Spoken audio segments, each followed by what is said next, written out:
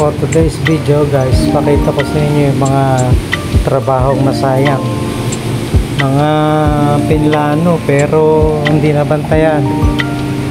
Nakakapanghinayang lalo na sa mga nagbuwis ng pawis, init na tinanggap ng mga manggagawa. Minsan nauulanan pa. Sa iba okay lang yan kasi nabayaran sila eh.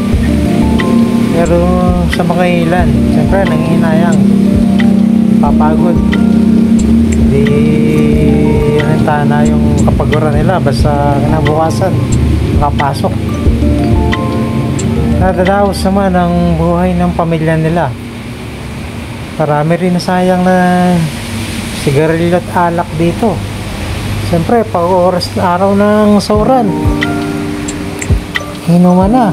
Ayun na nagbibigay ng kasiyahan sa mga manggagawa.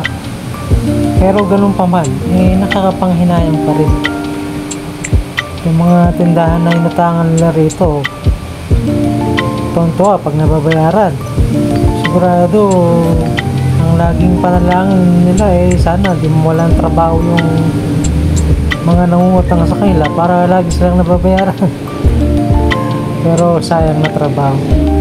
Hanggang dito na lamang. Please subscribe.